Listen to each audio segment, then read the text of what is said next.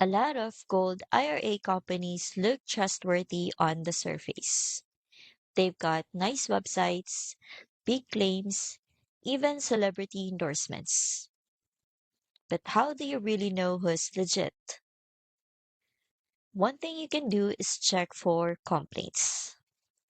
Use sites like the Better Business Bureau or Trustpilot and watch for warning signs like a long history of unresolved issues, bad reviews that all sound the same, or generic responses to serious complaints.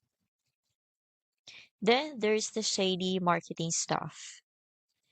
Watch out for companies promising free silver, but only if you invest a certain amount or lock yourself in. And if you ever feel pressure on a sales call, that's another red flag. If you're not sure who to trust, here's something that really helps. Download the free Company Integrity Checklist.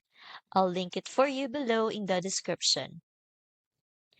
The Company Integrity Checklist walks you through credibility checks and red flags, like fake reviews, pressure tactics, and too good to be true offers. It's free and it can save you from a really expensive mistake. Download the free checklist now using the link below. It's your best defense against high risk companies in the gold IRA space.